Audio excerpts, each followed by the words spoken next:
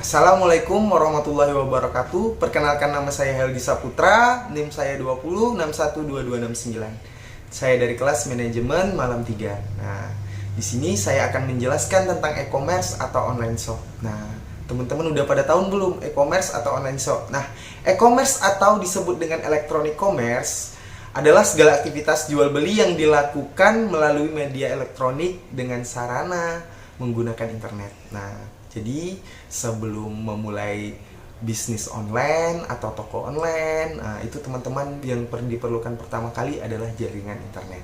Nah, istilah dari e-commerce digunakan untuk mendeskripsikan semua transaksi yang melalui media elektronik. Nah, beda tuh dengan marketplace. Sedangkan istilah dari marketplace tersebut adalah salah satu model e-commerce di mana ia berfungsi sebagai perantara antara penjual dan pembeli. Penjual yang berdagang menggunakan marketplace hanya perlu mengupdate barang yang dijual dan melayani pembeli. Sementara aktivitas pengelolaan marketplace diurus oleh pihak platform tersebut. Nah, teman-teman mungkin berpikir bahwa perdagangan online hanya terjadi antara penjual dan pembeli dan dengan mudah kita menaruh barang atau mengupload barang ke internet. Nah, sebenarnya tidak seperti itu. E-commerce tersebut dibagi menjadi 6 golongan. Nah, yaitu yang pertama kali business to business atau kita singkat dengan B2B. Jenis di mana sebuah perusahaan menjual produk atau jasa kepada perusahaan lainnya.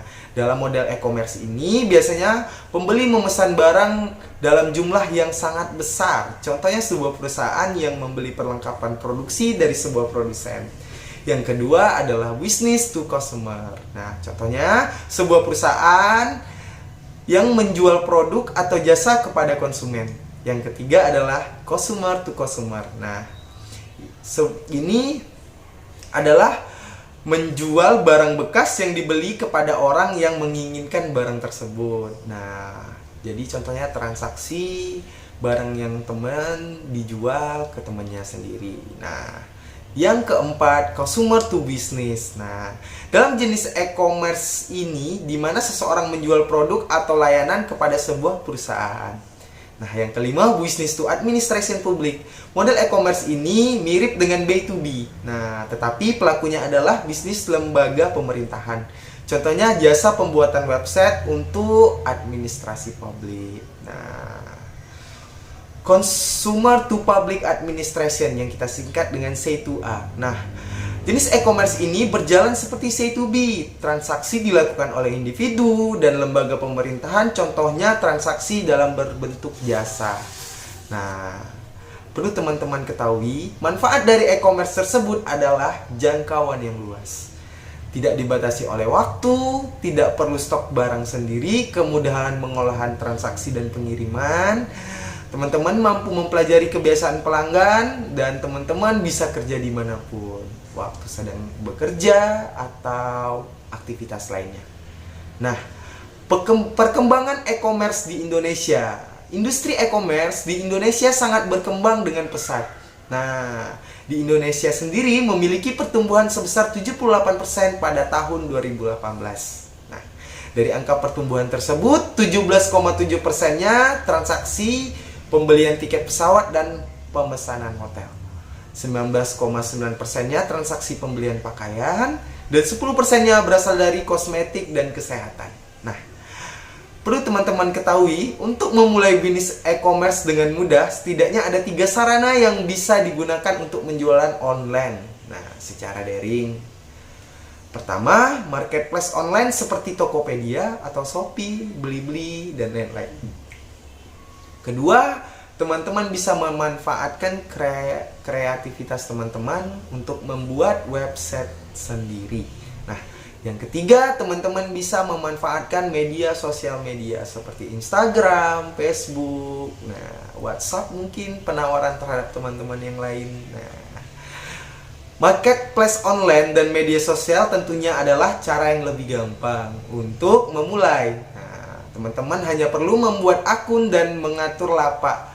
Bahkan tidak ada biaya operasional yang perlu teman-teman keluarkan di awal. Nah, akan tetapi menggunakan kreativitas teman-teman untuk membuat website itu sangat penting. Kenapa? Teman-teman bisa presentasikan toko atau bisnis secara detail. Nah, yang pertama, membangun kredibilitas. Dengan website, teman-teman memiliki situs marketplace sendiri dan memiliki kebebasan dan dalam menentukan desain dan fitur toko, serta bisa membuat deskripsi yang unik. Nah, membuat customer teman-teman tertarik terhadap website teman-teman. Nah, yang kedua, berfungsi sebagai katalog. Yang ketiga, mengikat pelayanan kepada pembeli dengan memiliki fitur chat dan tiketing yang lebih mumpuni dan terorganisir. Nah, yang keempat, brand teman-teman lebih mudah ditemukan melalui jaringan internet. Nah, jadi tinggal search aja nih gitu. Yang kelima, banyak kompetitor memiliki website. Nah, hal yang paling sangat penting untuk teman-teman ketahui sebelum memulai bisnis e-commerce atau online shop, nah, perlu teman-teman ketahui nih, menjaga reputasi atau kepercayaan calon customer untuk berbelanja di toko teman-teman. Nah, kenapa demikian hal ini sangat penting? Karena calon customer sebelum membeli dan menyelesaikan sebuah transaksi di toko teman-teman, nah, calon customer pasti memikirkan yang namanya resiko. Resiko sebelum mereka melakukan transaksi. Nah, resiko pertama yang dipikirkan oleh calon customer teman-teman adalah resiko finansial. Kenapa risiko finansial? Kemungkinan kerugian keuangan oleh customer tersebut.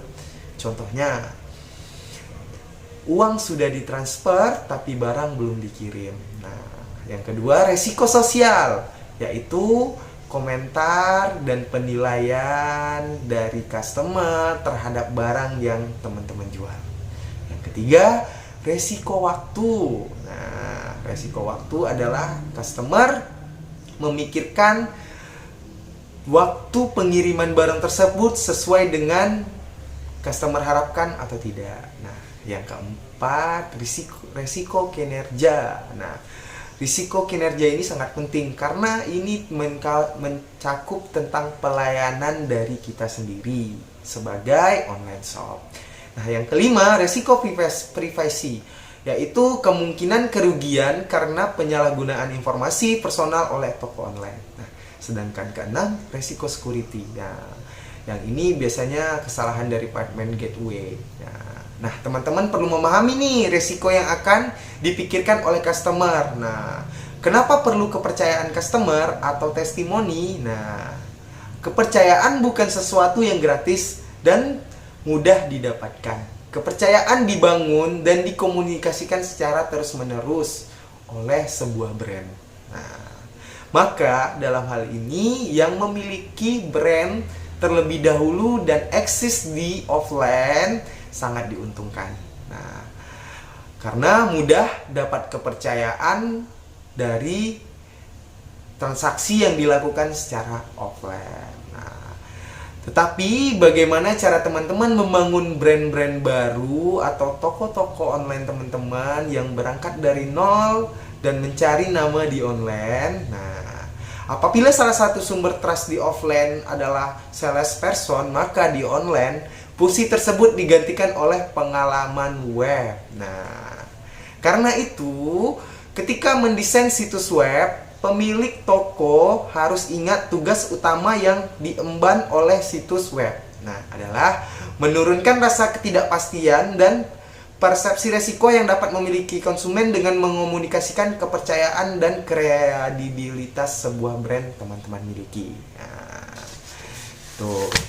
Beberapa gagasan berikut dapat diterapkan pada situs web dan mendapat kepercayaan konsumen untuk pertama kalinya. Nah, ini nih, ada langkah-langkah yang teman perlu lakuin untuk mendapatkan kepercayaan teman-teman berjualan secara online. Nah, pertama, paparkan informasi yang lengkap dan akurat tentang cara pembelian, cara pembayaran, dan pengiriman, garansi, kebijakan refund bila ada. Nah, kedua, menjamin keamanan data personal pembeli tidak akan disalahgunakan. Yang ketiga, mencantumkan alamat dan kontak yang jelas. Nomor telepon maupun form kontak diletakkan pada tempat yang mudah ditemukan dan familiar bagi pembeli, sehingga memberi kesan toko welcome atau bis mudah dihubungi. Nah, yang keempat, fast respon atau respon kita terhadap pembeli itu perlu sangat cepat. Nah, itu menunjukkan keseriusan dan menjawab dengan cepat apabila ada kontak atau pelayanan dari pengunjung web. Nah, kelima, memberi perhatian yang lebih atau usability web. Kemudahan penggunaan situs web sangat penting dalam membentuk persepsi terhadap kredibilitas brand.